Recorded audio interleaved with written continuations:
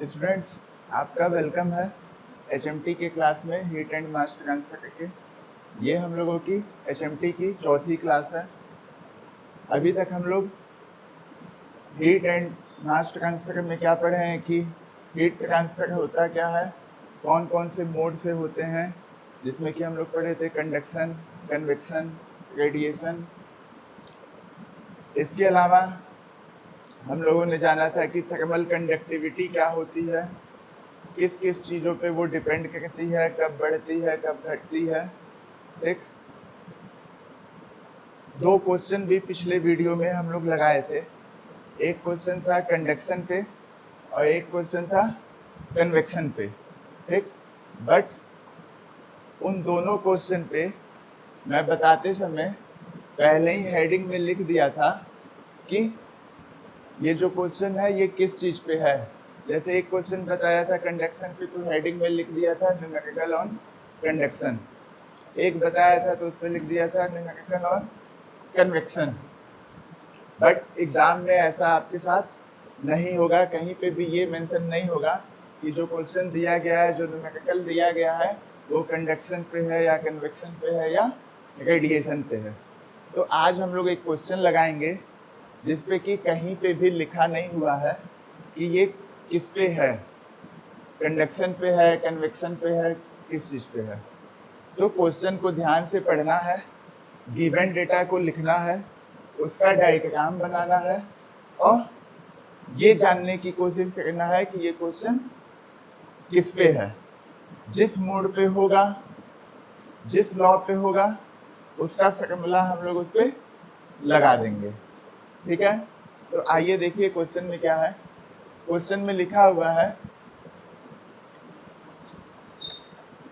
a reactor walls 320 mm thick। कहने का मतलब क्या है कि एक वॉल है। कैसी वॉल है वो? रिएक्टर वॉल है। ये कैसी वॉल होती है? ऐसी वॉल जो कि जहां प्लांट होता है, बिजली बनता है, या जहां पे फ्यूल कोल को यूज किया जाता है, हीट किया जाता है भट्टी में, मतलब इंग्लिश में उसको कहते हैं फर्नेस। उसकी जो वॉल होती है उसी को आप कहते हैं रिएक्टर वॉल। ठीक, होता क्या है उसमें? होता कुछ यूं है कि मान लीजिए ऐसे फर्नेस हुआ, उसका वॉल हुआ, इनसाइड क्या हुआ, यहाँ पे फ्यूल को जलाया जाएगा तो क्या मिलेगी आपको? आग मिलेगी। इससे क्या होगा, ये जो वॉल है, रिएक्टर वॉल है, ये क्या होने लगेगा? हीट होने लगेगा। ये जो वॉल है ये क्या होने लगेगा? हीट होने लगेगा। जब हीट होने लगेगा तो इस वॉल से क्या होगा? हीट का ट्रांसफर भी होने लगेगा। हीट इस वॉल से होते हुए आउटसाइड में या कह लीजिए एम्बियंट में जाने लगेगी हीट। क्यों जाने लगेगी? क्योंकि हम लोग जानते हैं कि जो हीट फ्लो होता है वो नेचुरली कैसे होता है? हॉट एंड से कोल्ड एंड। तो ये जो वॉल है इसका टेम्परेचर आपका ज्यादा होगा तो ये हो जाएगा हॉट एंड, और जो एम्बियंट है, जो वॉल के बाहर की चीजें हैं, उसका स्वाभाविक सी बात है कि जहाँ आप कोयला या कोई चीज जलाएं, आग लगाएं, उससे क्या होगा? कम टेम्परेचर होगा। तो इसका ये क्या हो जाएगा? Cold and.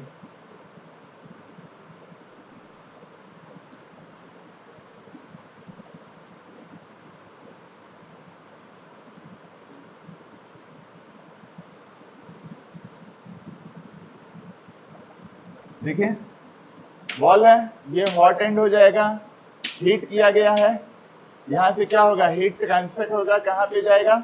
एम्बियंट में जाएगा। एम्बियंट को ही कहते हैं हम सराउंडिंग। ठीक, यहाँ पे जाने पे ये जो चीज है ये क्या हो जाएगा? कोल्ड एंड हो जाएगा। और हम सभी जानते हैं कि जो हीट होता है वो नेचुरली हॉट एंड से कोल्ड एंड के साइड में फ्लो, हॉट एंड से कोल्ड एंड के साइड में फ्लो होता है।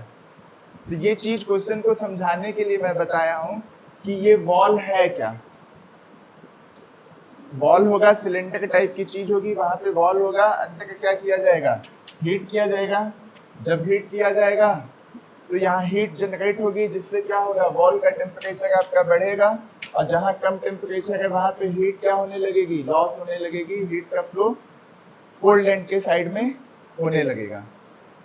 ठीक है, तो देखिए क्या दिया है कि रिएक्टर का वॉल है 320 mm थिक, उसकी जो थिकनेस है वो क्या है 320 mm है, 320 mm है। ठीक, और जो वॉल है is made up of an inner layer, जो दीवार है वो दो लेयर से मिलके बनी हुई है।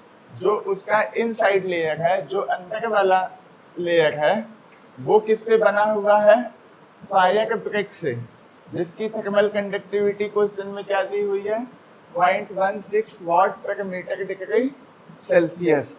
ठीक, कहने का मतलब क्या है कि जो वॉल है उसकी थिकनेस दी हुई है और उसकी थर्मल कंडक्टिविटी दी हुई है।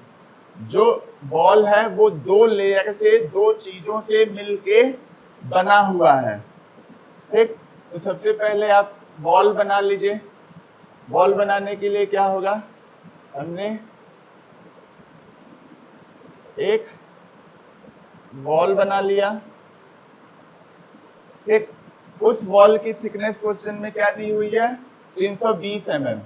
तो ये वॉल है, इसका थिकनेस क्या दिया हुआ है, 320 mm।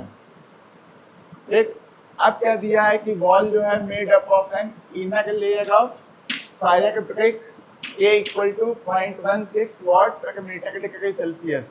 मतलब वॉल का जो इनसाइड लेयर है वो किसका बना हुआ है, वो आपका बना हुआ है फायर ब्रिक। ठीक, ये ईंट की एक टाइप होती है जिसकी कंडक्टिविटी क्वेश्चन में आपका दिया हुआ है K equal to 0.16 watt per metre degree Celsius. ठीक, उसके अलावा क्वेश्चन में क्या दिया है, the reactor operates at a temperature of 1325 degree Celsius and the ambient temperature is 25 degree Celsius. जो आपका प्लांट है वो ऑपरेट कर रहा है कितने पे, 1325 डिग्री सेल्सियस पे, और जो एम्बिएंट टेम्परेचर है वो आपका क्या दिया हुआ है, 25 डिग्री सेल्सियस, 25। तो देखिए क्या होगा, ये मान लीजिए आपका क्या है, वॉल का इनसाइड है, अंदरूनी हिस्सा है, यही सबसे ज्यादा टेम्परेचर पे होगा, वो क्वेश्चन में दिया हुआ है 1325। इसको मान लिए हम T1, इसको मान लिए हम T1। इसके अलावा एम्बिएंट टेम्परेचर दिया है। ठीक, जो वॉल के फर्नेस के बाहर का हिस्सा है, मतलब कि आ जाइए आप यहाँ पे। ठीक, ये क्या है, T3 equal to 25 degree Celsius. जो एम्बिएंट टेम्परेचर दिया है वो क्या दिया है, 25 डिग्री सेल्सियस। इसके अलावा क्या क्वेश्चन में पूछा गया है, determine the thickness of the fire brick. जो वॉल है, वॉल दो चीजों से मिलके बना हुआ है, दो लेयर से मिलके बना है। अभी तक जितना क्वेश्चन हम पढ़े हैं उसके हिसाब से हमको केवल एक चीज पता चला है कि वॉल का जो इनसाइड वाला हिस्सा है, इनर हिस्सा है, वो किस चीज से बना है, फायर ब्रिक से बना है, उसकी कंडक्टिविटी ये है। क्वेश्चन में आपसे क्या पूछा हुआ है, determine the thickness of fire brick. जो ये है फायर ब्रिक, इसका थिकनेस आपको फाइंड करना है। हमने मान लिया कि वॉल का जो इनसाइड हिस्सा था फायर ब्रिक, उसका थिकनेस क्या है, L सफिक्स A। ठीक, इसके अलावा क्या दिया है, एंड इंसुलेशन। जो थिकनेस पूछा है, determine the thickness of fire brick and insulation. ठीक, आपको थिकनेस दो चीज की निकालनी है, एक जो फायर ब्रिक है वो, और एक जो उसके इंसुलेशन हुआ है। अब यहाँ तक क्वेश्चन पढ़ने पे आपको पता चल गया कि जो वॉल थी वो दो चीजों से जो मिल के बनी थी, वो क्या था, एक फायर ब्रिक से बन मिला था और एक उसके ऊपर क्या हुआ था, इंसुलेशन। उसके ऊपर कौन सी चीज हुई थी, इंसुलेशन। ऐसी मटेरियल, ऐसे चीज से उसको लपेटा गया था, वॉल को ढका गया था कि इससे जो हीट लॉस हो वो क्या हो, मिनिमम हो। वो क्या हो, मिनिमम हो। मिनिमम क्यों चाहिए, मिनिमम इसलिए चाहिए कि मिनिमम नहीं होगा, ज्यादा हीट लॉस होगा तो आपका जो फ्यूल कंजप्शन है इस प्लांट को चलाने के लिए वो क्या हो जाएगा, बढ़ जाएगा। ठीक, तो आपको दो चीज की थिकनेस पता करनी है, एक जो फायर ब्रिक है वो, दूसरा क्या है, इंसुलेशन। अब हमने मान लिया कि इंसुलेशन का जो थिकनेस है वो क्या है, कैपिटल एल सफिक्स बी। उसका थिकनेस है कैपिटल एल सफिक्स बी। इसके अलावा क्या माना गया है, पहले ही से प्रीज्यूमिंग, इसका मतलब होता है पहले से ही मान लेना। पहले ही से मान लिया गया है कि जो इंसुलेटिंग मटेरियल है उसका मैक्सिमम टेम्परेचर क्या है, 1200 डिग्री सेल्सियस। मतलब कि ये इंसुलेशन हुआ है। ठीक, यहाँ क्या है, T1 है, ये एम्बिएंट टेम्परेचर है 25 डिग्री सेल्सियस। ठीक, तो बीच में कहीं पे आपका क्या होगा, T2 होगा। बीच में कहीं T2 होगा जिसकी वैल्यू क्या है, 1200 डिग्री सेल्सियस।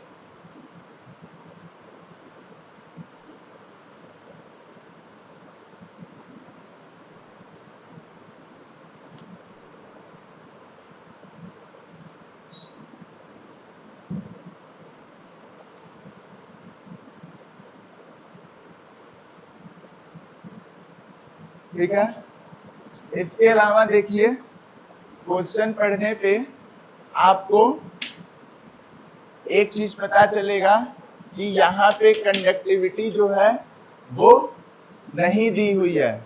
यहाँ पे कंडक्टिविटी, भाई जो इंसुलेशन है उसकी कोई कंडक्टिविटी दी हुई है, नहीं दी हुई है। ठीक, तो क्वेश्चन में कंडक्टिविटी भी दिया होना चाहिए, या देगा क्वेश्चन में, नहीं देगा तो क्वेश्चन सॉल्व नहीं होगा। अब मान लीजिए कि कंडक्टिविटी आपका दिया हुआ है 0.86, कंडक्टिविटी आपका दिया हुआ 0.84। चलिए मान लीजिए कंडक्टिविटी आपका दिया हुआ है 0.84 वॉट पर मीटर डिग्री सेल्सियस। ठीक है, अब ध्यान से सुनिएगा जो मैं चीज बताने वाला हूं। कंडक्टिविटी जो फायर ब्रिक है उसका क्या दिया हुआ है, 0.16, और जो इंसुलेशन है उसकी कंडक्टिविटी दी हुई है 0.84 वॉट पर मीटर डिग्री सेल्सियस।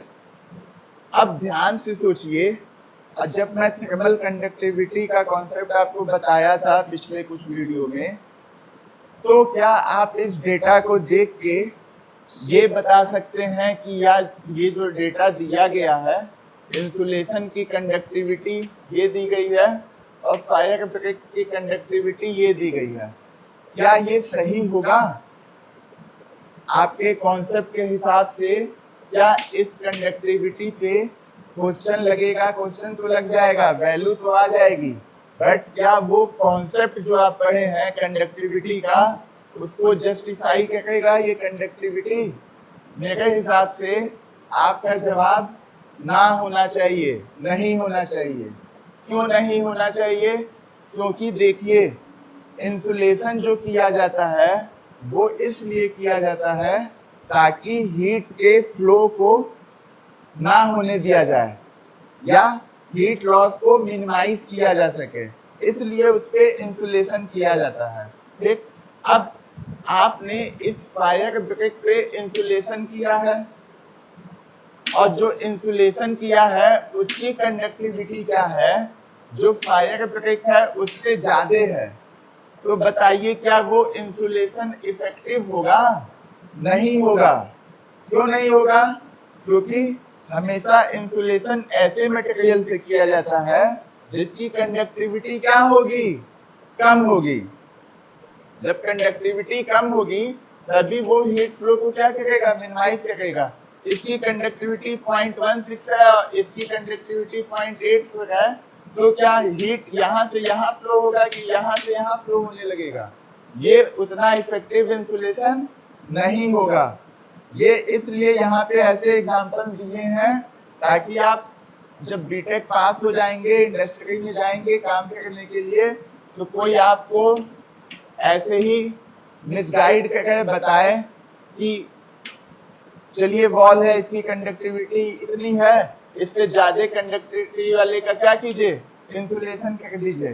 तो उससे कोई फायदा आपका नहीं होगा, वो इंसुलेशन इफेक्टिव नहीं माना जाएगा। क्यों नहीं माना जाएगा? क्योंकि उसकी कंडक्टिविटी क्या हो गई है? ज्यादा है। जब ज्यादा है तो वो उसका जो मेन फंक्शन है इंसुलेट करने का, वही नहीं पॉसिबल होगा। तो इस क्वेश्चन में यहाँ पे एक ट्विस्ट था। ऐसा ट्विस्ट आपको एग्जाम में नहीं मिलेगा देखने को, बट प्रैक्टिकली आगे आप जब जाएंगे प्लांट में या अपने ड्यूटी पे ज्वाइन करेंगे पास होने के बाद, बीटेक एमटेक एमबीए होने के बाद, तो आपको ये प्रॉब्लम देखने को मिल सकती है। तो क्या समझ में आया बात कि ये 0.16 यहाँ नहीं हो सकता है और ये 0.84 यहाँ नहीं हो सकता है। तो होगा क्या कि ये 0.84 यहाँ आएगा और ये 0.16 यहाँ पे आएगा। तो चेंज कीजिए इसको चेंज कीजिए। तो क्या पता चला आपको कि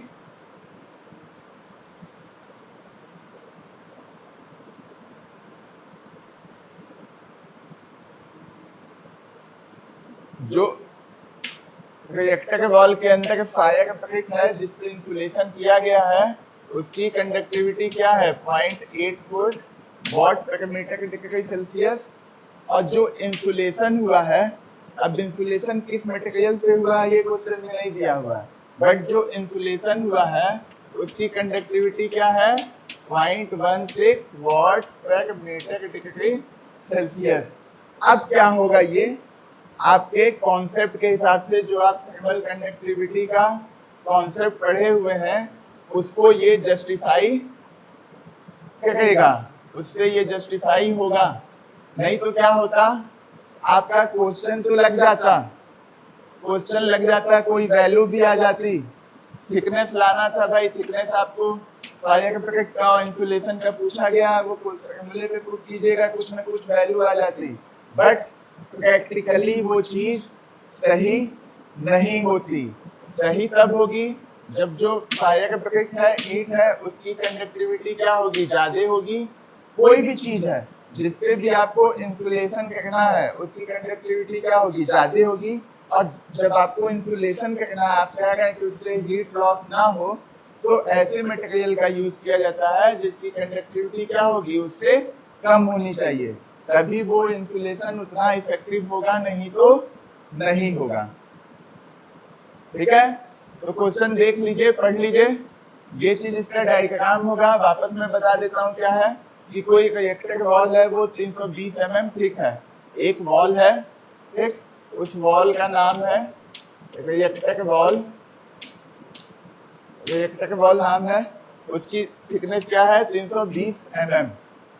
ठीक, वो बना हुआ है इनर लेयर जिसकी कंडक्टिविटी क्या है? 0.84 वॉट पर मीटर डिग्री सेल्सियस। और उसपे जो इंसुलेशन हुआ है उसकी कंडक्टिविटी क्या है? 0.16 वॉट पर मीटर डिग्री सेल्सियस। ठीक है? उसके अलावा क्वेश्चन में क्या दिया है कि जो रिएक्टर ऑपरेट कर रहा है वो कितने पे कर रहा है? 1325 डिग्री सेल्सियस पे। इसको हमने T1 मान लिया है। जो एम्बिएंट टेम्परेचर है वो क्या है? 25 डिग्री सेल्सियस। इसको T3 मान लिया है। आपसे थिकनेस पूछा हुआ है किसका किसका, इंसुलेशन का और फायर ब्रेक का। ठीक, कब पूछा गया है, जब हीट लॉस क्या हो आपका, मिनिमम हो। ये मान के आपको चलना है पहले से कि जो इंसुलेटिंग मटेरियल है या जिसका इंसुलेशन हुआ है वो मैक्सिमम टेम्परेचर उसका कितना है, 1200 डिग्री सेल्सियस।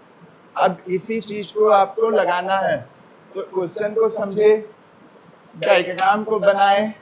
अब इससे आप क्या समझते हैं कि इस क्वेश्चन में, इस न्यूमेरिकल में जो हीट का लॉस होगा, हीट का ट्रांसफर होगा, वो कौन से मोड से होगा, कंडक्शन से होगा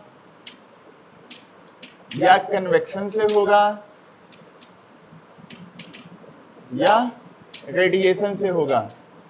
इन दोनों में से किससे होगा, क्योंकि तीनों तो आप पढ़े हैं, तीनों का फॉर्मूला जानते हैं। अब क्वेश्चन आ गया, आपको लगाना है तो कौन सा लगाएंगे, कंडक्शन वाला लगाएंगे कि कन्वेक्शन वाला लगाएंगे कि रेडिएशन वाला लगाएंगे।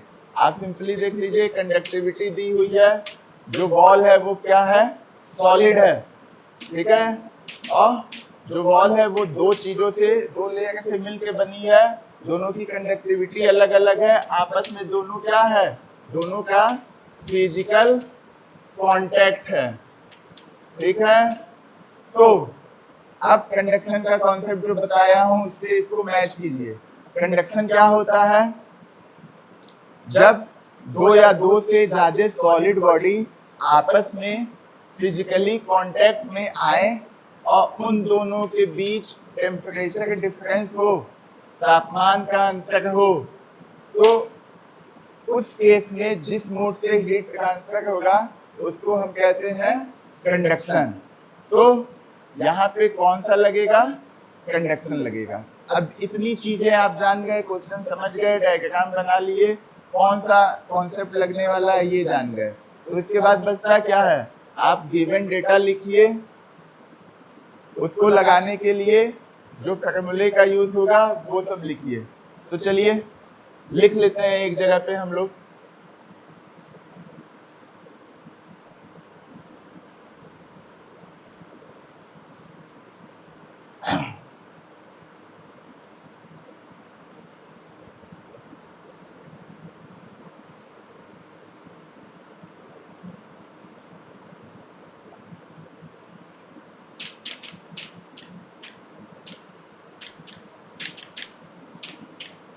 गिवन डेटा में लिखते जाइए। क्या दिया हुआ आपका, T1 दिया है, T1 क्या है 1325 डिग्री सेल्सियस, T2 क्या है 1200 डिग्री सेल्सियस, T3 क्या है 25 डिग्री सेल्सियस। इसके अलावा क्या दिया हुआ है, जो बॉल है उसकी थिकनेस दी हुई है 320 mm, इसको हमने कैपिटल L से लिखा, तो ये क्या हो जाएगा L इक्वल टू 320 mm, या इसको जब SI यूनिट में कन्वर्ट किया जाएगा तो क्या किया जाएगा, 1000 से डिवाइड किया जाएगा, तो ये किसके इक्वल हो जाएगा, L इक्वल टू 0.32 मीटर, ठीक है।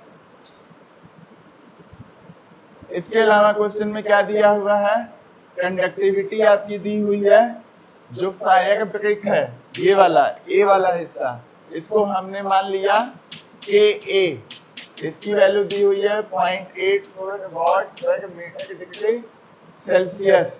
इसके अलावा जो इंसुलेशन दिया है उसकी कंडक्टिविटी दी हुई है, बी वाला हिस्सा है, उसको हमने मान लिया KB, 0.16 watt per metre degree Celsius. इसके अलावा भी क्वेश्चन में कुछ दिया हुआ है,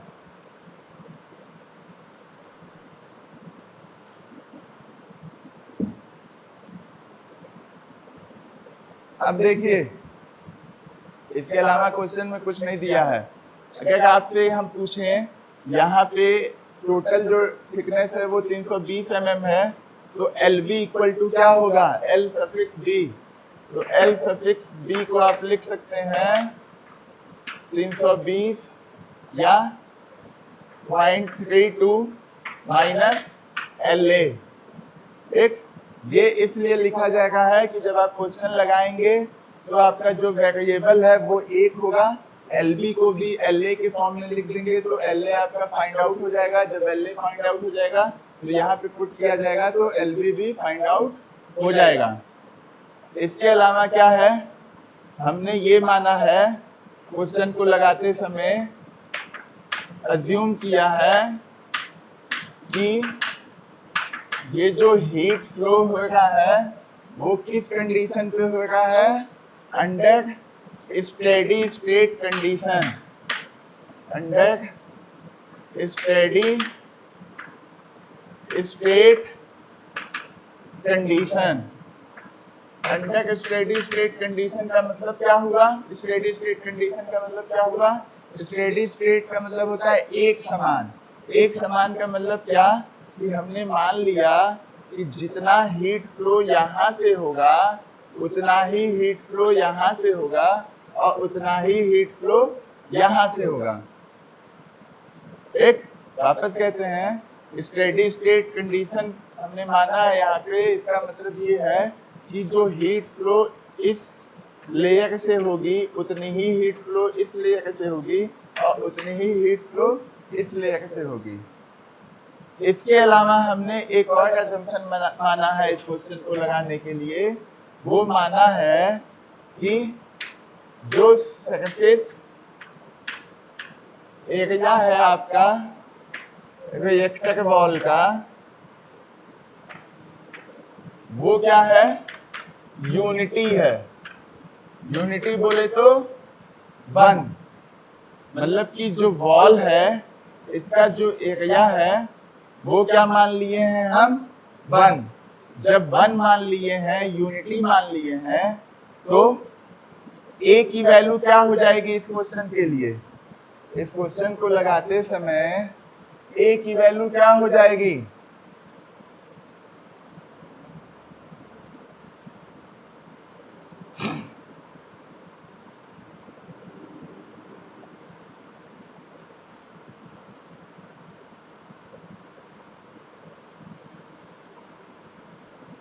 यूनिटी मान लिए हैं, मतलब कि A की वैल्यू क्या हो जाएगी आपकी 1। जब A की वैल्यू 1 हो जाएगी तो हम क्या जानते हैं कंडक्शन लॉ के लिए जो लॉ होता है वो क्या होता है, law of heat conduction. Law of heat conduction ये क्या कहता है, Q equal to minus KA dt by dx। ठीक, इसको आगे लिख सकते हैं minus KA T2 minus T1 by dx।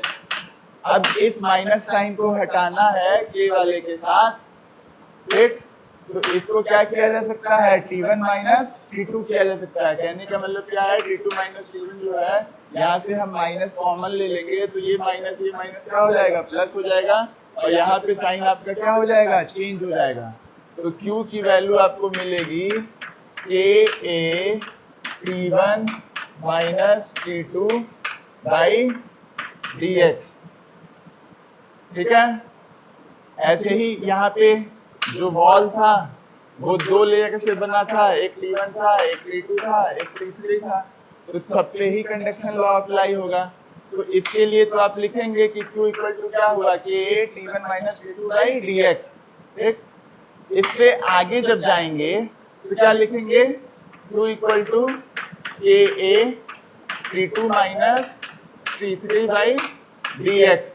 ये dx एक चीज लिखे हैं बट यहाँ पे जो थिकनेस होगा वो क्या होगा, दोनों का अलग होगा। A हमने क्या माना हुआ है, यूनिटी 1।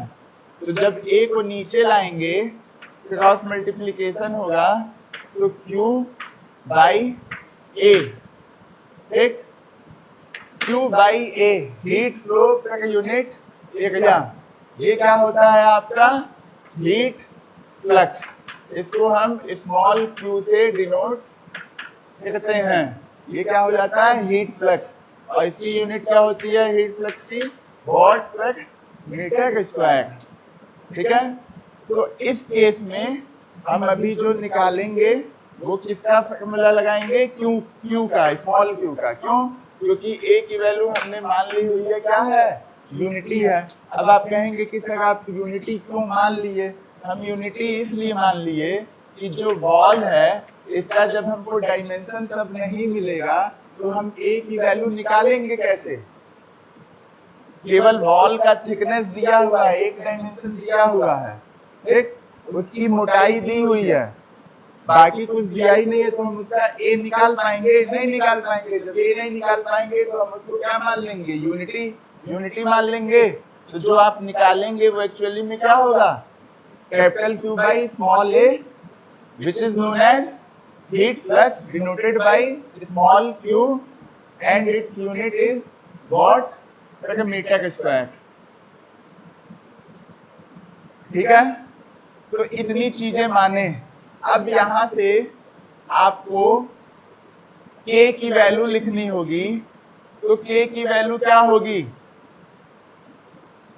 k की वैल्यू लिखनी होगी इस क्वेश्चन में ka और kb, ये लिखेंगे ना, kb दिया हुआ है, बट फॉर्मूले के हिसाब से लिखेंगे तो k और kb की वैल्यू क्या होगी, इसको आप लिखेंगे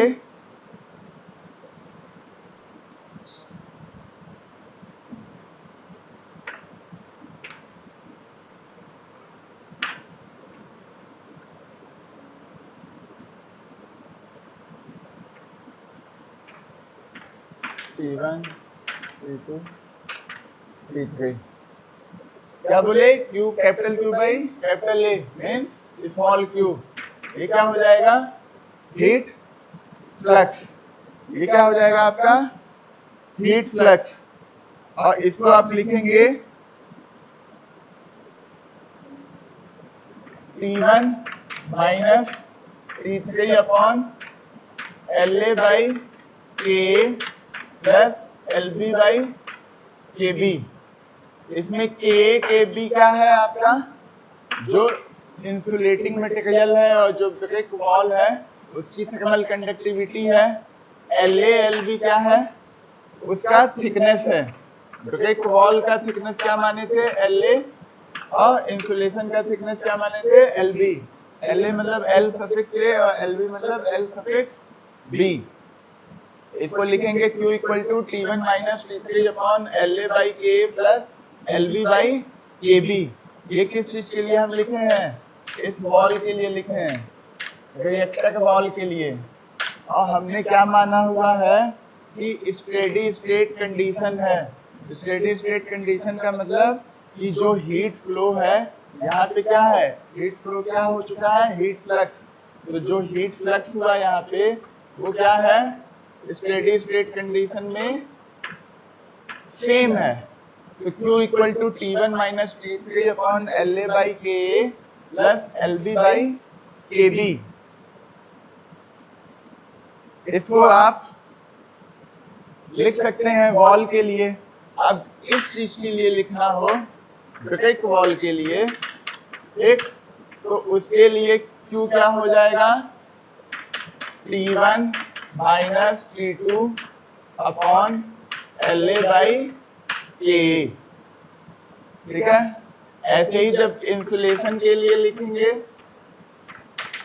इंसुलेशन के लिए लिखेंगे तो Q क्या हो जाएगा, T2 minus T3 upon L suffix B by A suffix B।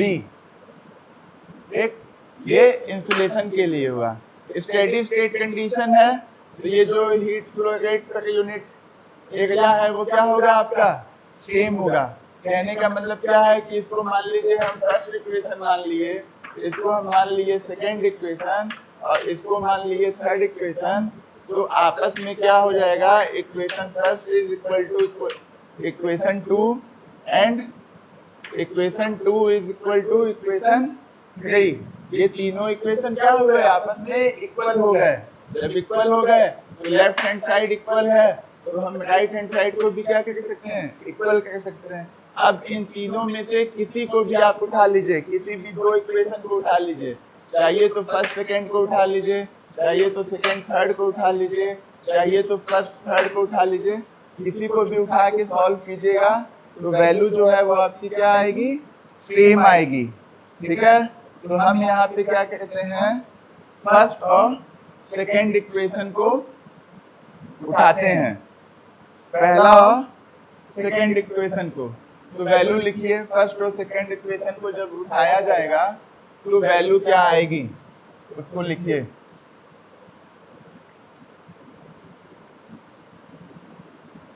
Copy में अपनी वैल्यू लिखिए, फर्स्ट और सेकंड इक्वेशन को जब लिया जाएगा, कंसीडर किया जाएगा, तो जहां जहां जो वैल्यू आपको दिया हुआ है उस चीज को लिखिए। एक तो क्या होगा, T1 माइनस T3। T1 क्या था अपना 1325 माइनस T3 25। ठीक, T1 minus T3 upon LA by KA। तो LA को LA ही रहने दीजिए और KA की वैल्यू क्या थी 0.84। ठीक, उसके बाद क्या था LB बाई KB। अब LB को हम वहां पे लिखे थे कि LB को क्या लिख सकते हैं 0.32 माइनस L सफिक्स A। तो हम LB के जगह पे क्या लिख देंगे 0.32 minus L suffix A by KB। KB कितना था अपना 0.16। एक ये हमने लिखा इक्वेशन फर्स्ट को, ये जो वैल्यू है ये क्या है अपनी इक्वेशन फर्स्ट है। इसको हमने इक्वेट किया है सेकंड से, किसी से इक्वेट किया जा सकता था फर्स्ट को थर्ड से भी, बट हमने यहाँ पे क्वेश्चन लगाने के लिए सिंपली फर्स्ट को सेकंड से इक्वेट किया। अब सेकंड इक्वेशन में क्या था T2 माइनस T3। T2 की वैल्यू क्या थी 1200 डिग्री सेल्सियस माइनस T3 की वैल्यू क्या थी 25 डिग्री सेल्सियस। एक अब इसके नीचे क्या होगा, फर्स्ट को सेकंड से। एक फर्स्ट क्या था, फर्स्ट अपना ओवरऑल था वॉल के लिए। ठीक है, इसको हमने किससे किया ब्रिक वॉल से किया। तो ब्रिक वॉल पे क्या हो जाएगा आपका 1325 माइनस 1200। इसको हमने इक्वेट किया सेकंड इक्वेशन से। सेकंड फर्स्ट इक्वेशन था अपना रिएक्टर वॉल के लिए। ठीक है, सेकंड इक्वेशन था अपना ब्रिक वॉल के लिए और थर्ड इक्वेशन था अपना इंसुलेशन जो हुआ था उस वाले वॉल के लिए। तो हमने फर्स्ट को सेकंड से किया, फर्स्ट वाला तो लिख दिया T1 minus T3 upon LA by K, ये चीजें। अब सेकंड क्या था ब्रिक वॉल। ब्रिक वॉल के लिए इक्वेशन क्या होगा, ये वाली चीजें आएंगी। तो क्या होगा T1 माइनस T2। T1 की वैल्यू क्या है 1325 माइनस T2 की वैल्यू क्या है 1200 अपॉन क्या लेंगे आप LA बाई K। LA को LA ही रहने दीजिए। एक और K की वैल्यू क्या थी 0.84। अब देखिए आप बोर्ड पे क्या है कि एक इक्वेशन है जिसमें लेफ्ट साइड राइट साइड है, दोनों आपस में इक्वल हैं और उनमें एक वेरिएबल है, केवल एक वेरिएबल है, वो क्या है LA। ठीक, इसी को आपको फाइंड आउट करना है, इसी को निकालना है।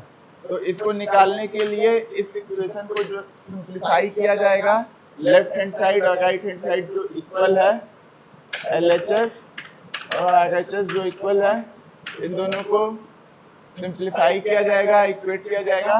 तो यहाँ से आपको LA की वैल्यू मिलेगी। निकालिए LA की वैल्यू, देखिए क्या आती है। LA की वैल्यू निकालिए, देखिए क्या आती है। कॉपी पे अपने निकालिए, कैलसी का हेल्प लीजिए, कैलकुलेटर का, साइंटिफिक कैलकुलेटर जो आपके पास होगा, और उसकी मदद से आप निकालिए क्वेश्चन को। ठीक, तो इसकी वैल्यू आ जाएगी सॉल्व करने पे, आगे जब इसको सॉल्व किया जाएगा 1325 माइनस 25 क्या हो जाएगा 1300 अपॉन LA बाई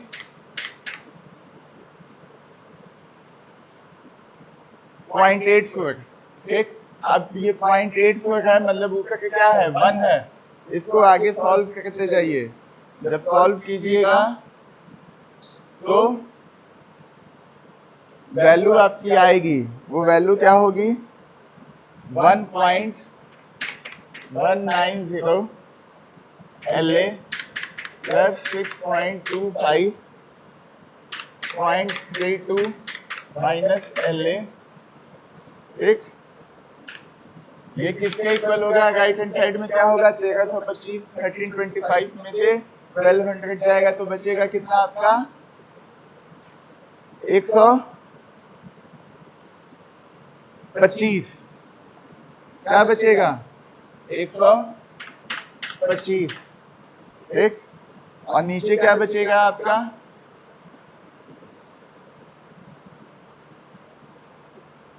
इस सबको सॉल्व कीजिए तो आपकी वैल्यू आएगी 125 105 बाई LA। ठीक है, इसको आगे सॉल्व किया जाएगा तो नेक्स्ट स्टेप में होगा ये 1300 divided by 1.190 LA plus 2 minus 6.25 L suffix A equal to 105 by LA। ये 105 इसलिए आया है क्योंकि यहाँ देखिए क्या था LA बाई 0.84 था। एक यहाँ क्या है 1 है, तो 1 को 0.84 से डिवाइड किया जाएगा तो कोई वैल्यू मिलेगी। ठीक है, जो वैल्यू मिलेगी उसको आप 125 से जब डिवाइड कीजिएगा तो आपको क्या वैल्यू मिलेगी 105 मिलेगी।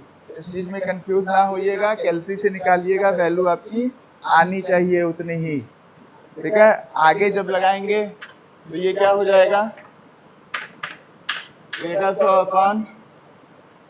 2 minus 5.06 LA equal to 105 by LA। ठीक है, इसको सॉल्व करते जाइए। ये चीज आप कैलसी में या मैथमेटिकली लगाएंगे तो सॉल्व होते जाएगा। मैं स्टेप लिखते जा रहा हूँ, सॉल्व कीजिएगा, ये चीज आएगी नहीं आएगी, कोई डाउट होगा कंफ्यूजन होगा तो वो चीज आप मुझसे पूछिएगा। इसको आगे सॉल्व किया जाएगा तो क्या हो जाएगा क्रॉस मल्टीप्लिकेशन होगा, ये यहाँ जाएगा ये यहाँ जाएगा तो क्या हो जाएगा 1300 LA equal to 105 2 minus 5.06 L suffix A। ये सभी L सफिक्स A ही है। इसको आगे सॉल्व किया जाएगा तो क्या हो जाएगा 1300 L suffix A equal to 210 minus 531.3 531.3 L suffix A। अब यहाँ से क्या किया जाएगा, ये इस साइड जाएगा तो क्या हो जाएगा आपका ऐड हो जाएगा, ऐड हो जाएगा तो LA की वैल्यू जो आएगी वो क्या मिलेगी आपको 210 अपॉन 1300 प्लस 531.3। इसको आगे लिख सकते हैं 210 बाई 5 1821 1831.3। यहाँ से जो LA की वैल्यू आएगी वो आपकी आएगी 0.1146 मीटर। ये LA की वैल्यू आएगी आपकी। ये SI यूनिट में है, इसमें से 1000 से इसमें मल्टीप्लाई किया जाएगा तो क्या आ जाएगी 114.6 mm। ये क्या हो जाएगा L सफिक्स A की वैल्यू। अब जो स्टार्टिंग में बताए थे कि LB अपना क्या था 0.32 माइनस LA, इसमें जब पुट किया जाएगा तो 0.32 माइनस 0.1146, इसको सॉल्व किया जाएगा तो LV की वैल्यू मिलेगी आपको 0.2054 मीटर, और 1000 से जब मल्टीप्लाई किया जाएगा, 1000 से मल्टीप्लाई किया जाएगा तो इसकी वैल्यू आपको मिल जाएगी 205। LV की वैल्यू मिल जाएगी आपको 205.4 mm। ठीक है, इस ढंग से आपका ये क्वेश्चन सॉल्व हो जाएगा। क्वेश्चन में आपका LA और LB पूछा था, मतलब थिकनेस पूछा था ब्रिक वॉल का और इंसुलेशन का। तो जब सॉल्व किया गया तो जो ब्रिक वॉल है उसका थिकनेस आया 114.6 mm, और ये जो आया टोटल वॉल का थिकनेस 320 था। 320 में से आप इसको घटा दीजिए तो आपको जो इंसुलेशन है उसका थिकनेस मिल जाएगा, वो क्या था 205.6 mm।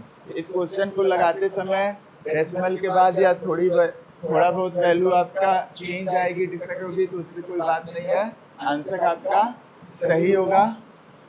उम्मीद है स्टूडेंट आपको आज का वीडियो पसंद आया होगा, और जो ये न्यूमेरिकल है ये भी पसंद आया होगा। अच्छे से समझ लीजिएगा इसको, एग्जाम पॉइंट ऑफ व्यू से इम्पोर्टेंट है। ऐसे क्वेश्चन एग्जाम में, यूनिवर्सिटी में, फाइनल एग्जाम में पूछे जाते हैं। Okay, thank you.